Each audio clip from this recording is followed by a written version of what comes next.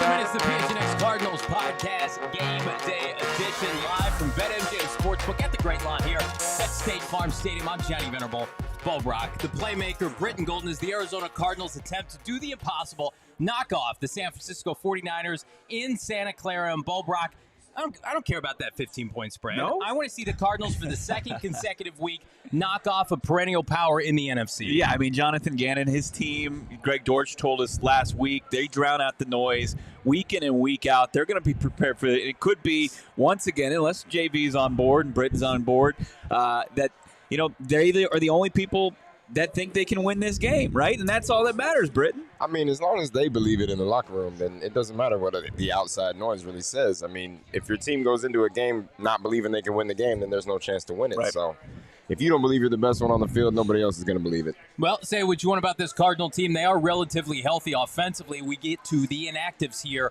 on our first segment, pre-flight, of course.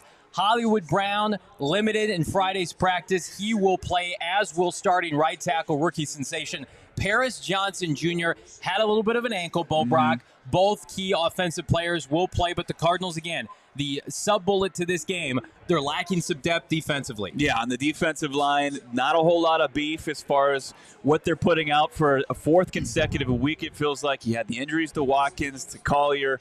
Fotu missed the game. He's back in there healthier. His shoulders looking good, Britton. But now you're down Jonathan Ledbetter, who's been so good, kind of been the anchor at that nose, playing a little, also knock it out, playing some defensive end, 3-4 defensive end. I love what I've seen from Ledbetter. It's going to be it's just tough to be down another guy in the rotation. It really is. And they took a lot of hits on the defensive side this early this year. So it's going to be tough having Ledbetter out of there because he's done a really good job on the interior for them in the run game too. So, I mean, they've been having a next man up mentality all year, and for them to just keep going, you just got to keep putting the product on the field. Yeah, Christian McCaffrey obviously presents a problem. We're going to talk about all that San Francisco opts to do offensively, but first, we'd be remiss if we didn't discuss the big story of the weekend. Prior to this game, yesterday, Adam Schefter on Twitter kind of broke some news regarding Arizona Cardinal quarterback Kyler Murray. Quote, the Cardinals quarterback Kyler Murray not expected to come off of the PUP, the physically unable to perform list, when he becomes eligible on Monday,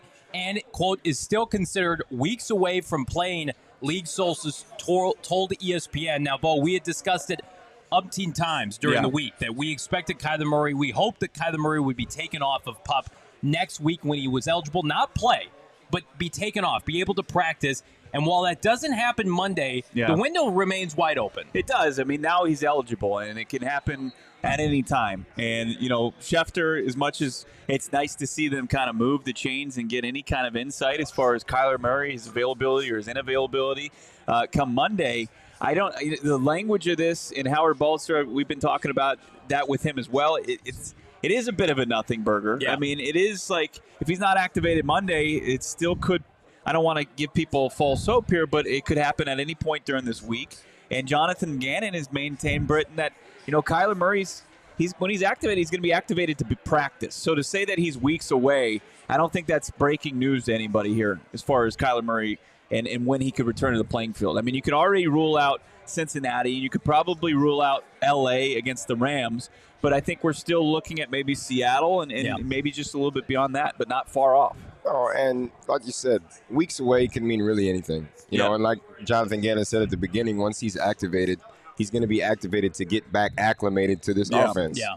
I mean, he's had a lot of time not being in a huddle, right? So he's got to find that you don't want to just throw him out there into the fire right away, right? You got to let him build his confidence, let him build a rapport with his receivers and tight ends again, and let him get ready to be out there. So, you know, like you said, it can happen at any time now that after Monday. So, I mean, they're just going to take it slow, let him get comfortable, and let him go from there. You got to be able to integrate him while also preparing Joshua Dobbs. Dobbs is primed to start his fourth consecutive game. It's going to start next week against a very beatable Bengals team, potentially a very beatable LA Rams team. So that's going to be dicey how the Cardinals navigate this.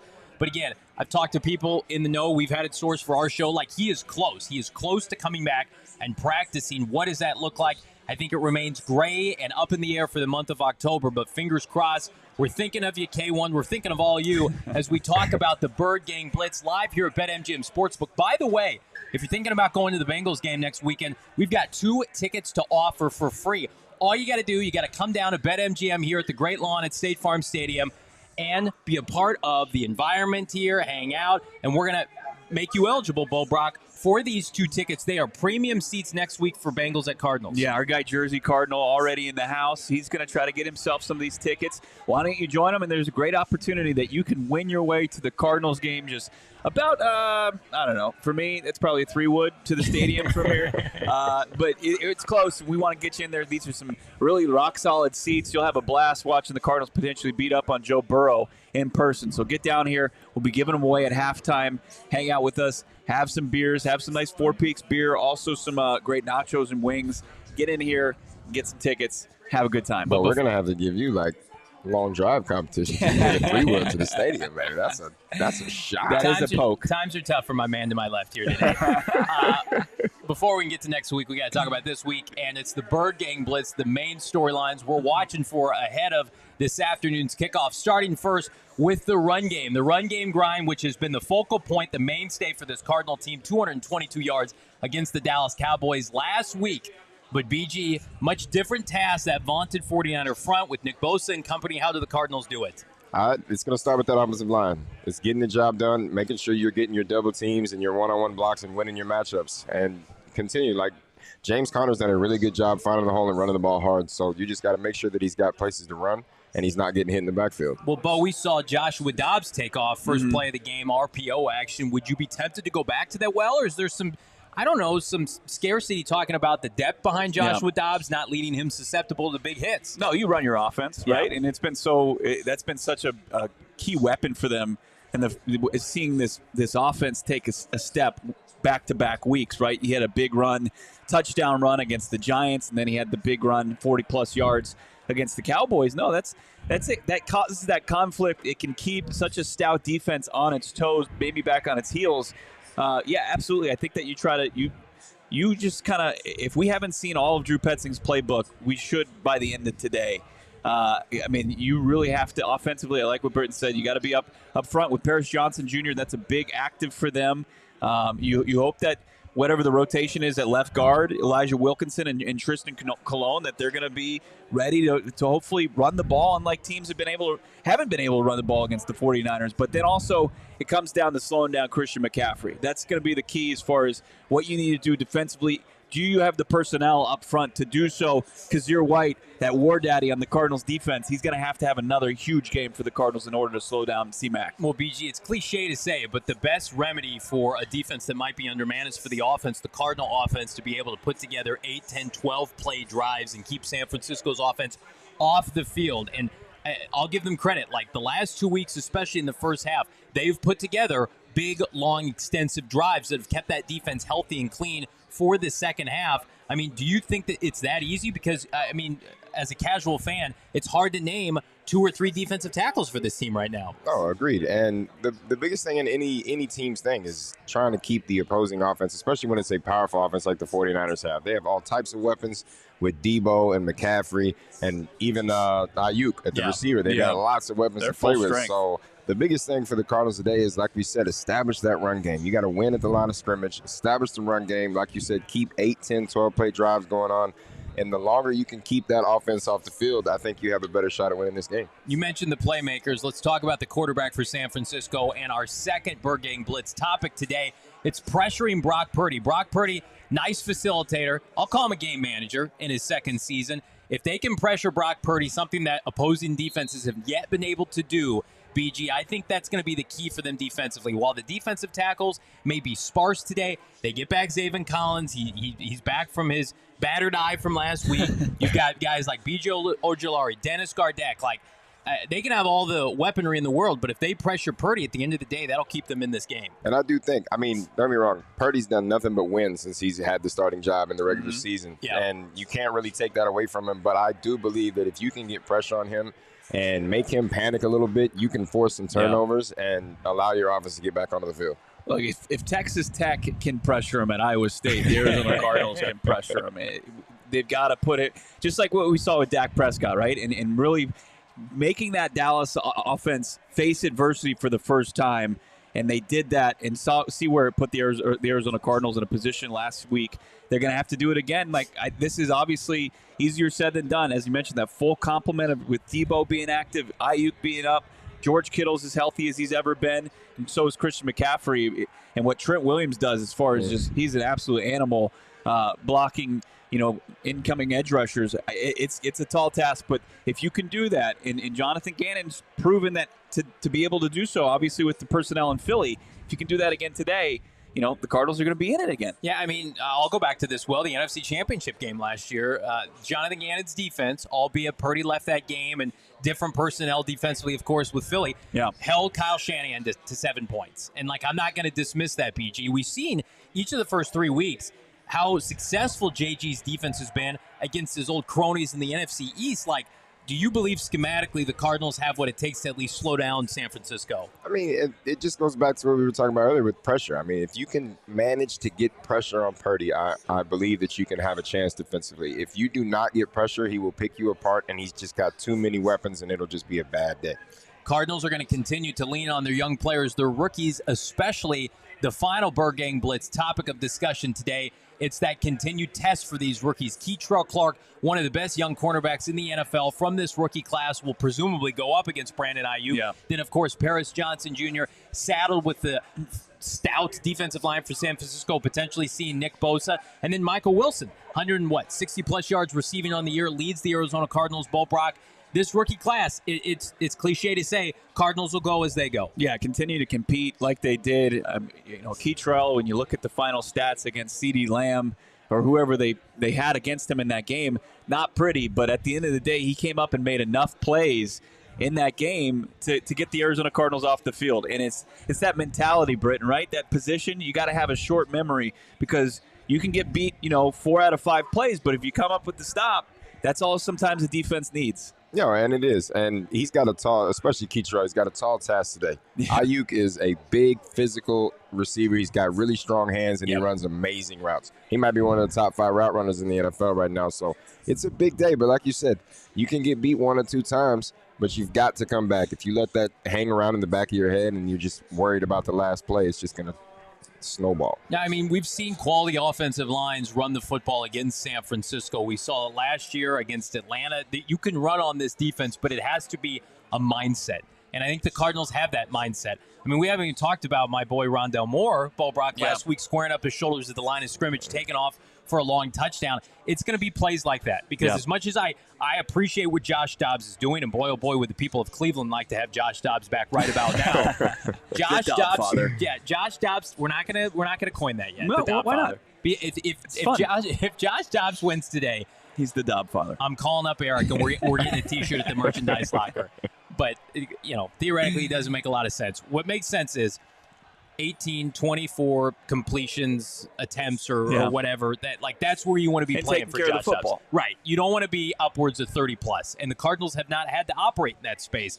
But for this team, Bo, they got to have at least 20 to 30 attempts rushing on the ground. For sure. I mean, you want to obviously turn the clock, right? You want to be a team that is on the field and keeping your defense fresh and having to go up against this really potent offense. But yeah, if you can do that and you can get the splash plays that they've been getting from this offense, especially in the run game, something opponents haven't been able to do against San Francisco, if you can just do what you do so well and what you've seen from this offense that's put up 28 points in back-to-back weeks, I mean, once again, we're talking about this team being in the game until the final whistle blows. They've competed the first 3 weeks of the season. I don't see any reason why they can't compete if they do what they need to do as far as taking care of the football, executing plays, getting those splash, Drew Petzing dialing up the right, big plays that they're looking for against this Niners offense. I mean, it's tough, but I think they can do it again. We're trying to emulate some good mojo here at BetMGM. The Cardinals are wearing their icy whites today for the first time. They look impeccable. My man's rocking his Devin Booker throwback jersey. I've got my Jordans on. They're 1-0. We're repping some gear from the merchandise locker. I mean, if you could win a game alone on looks, I think the Cardinals would be in good shape. Yeah, I mean, they're the best dressed, no doubt about it. Even though the Niners, I mean, I think their uniforms are pretty solid. They're classics, right? But the Arizona Cardinals are the best dressed on the field today with the iced out white road uniforms we were robbed of seeing in the season opener. I love to see it. Let's just see the play match the uniform. Let's have them go 1-0 in their icy whites. You can go undefeated today. BetMGM. There's still time roughly 13 minutes till kickoff. No better time than to come down to BetMGM at the Great Lawn here at State Farm Stadium. Get your bets in, and boy, oh boy, do I have a tasty parlay for all of you as we're talking about Cards at Niners. Listen, I'm hot. I'm over 60% on the year for our game day specials. Damon Dog, what are Johnny's bets looking like today? How about the Arizona Cardinals? Egregious! Plus 14.5. What is that line? That's terrible. The Cardinals are going to cover. I don't know if they're going to win outright. Plus 14.5, plus 15, whatever you want.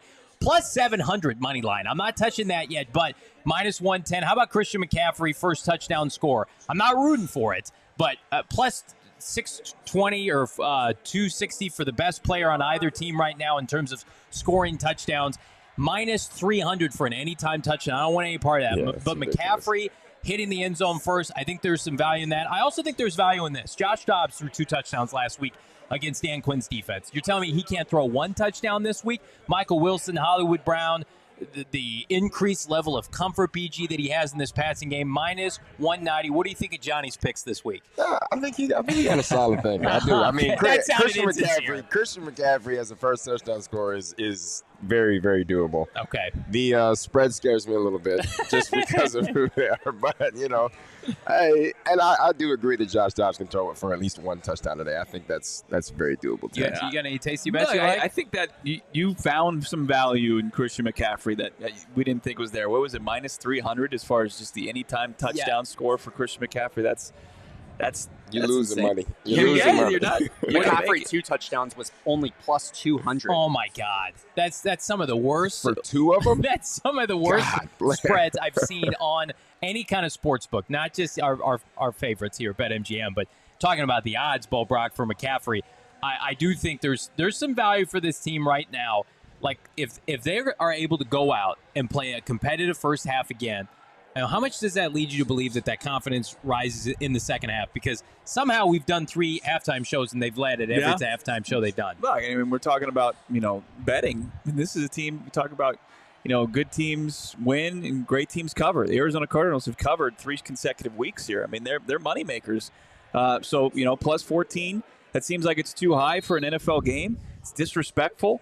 Maybe, I don't know if the Arizona Cardinals even need the bulletin board material, but that's part of it, right? And if you're going to the locker room either with a lead or you're close, they're still they are going to absolutely, that belief continues to parlay itself into this team coming out with hopefully a strong second half like they finished out the game against Dallas. Again, come down BetMGM Sportsbook right now at the Great Lawn. We are just roughly 10 minutes from kickoff. We'll be giving away 2 tickets to next weekend's home game against the Bengals. At our halftime show, you got to be in attendance to earn a chance to win those tickets. Win your money, by the way, coming down here with BetMGM. Bet in person. Have some great appetizers, drink specials. The vibes are immaculate. The weather's immaculate today. It's under 90. Thank the football gods for that. As we transition to our final segment, it is BG in the cards. Final predictions for the Arizona Cardinals. I'll keep it transparent with you. Bo and I picked this team to lose on Friday. Okay. You could do a clean sweep and say the Cardinals are going to take the L today. Is that what you're going to assess? Yes. Okay. I mean, honestly, when you look at it on paper, you would be dumb to think that the 49ers don't have the firepower to actually come out here and destroy the spread line that they even have. Yeah. But the Cardinals defense has proven to be very competitive in the first half, the first 3 weeks. And I understand that a couple of those teams were not the greatest, but the Cowboys have a really good football team. Whether they just played bad, they were banged up last week, but the Cardinals came out and showed that they can play in this. So if the Cardinals defense can come out here and do it again, at least hold it and keep it close in the first half, I think the spread could be manageable, but my prediction is I got 31-10. Okay. That's right around. I think I had like 28-17. Bo, are you doubling down on your prediction? I am. I think that they cover the 14 points. I'll take those 14 points. And I mean, as far as the Cardinals, right?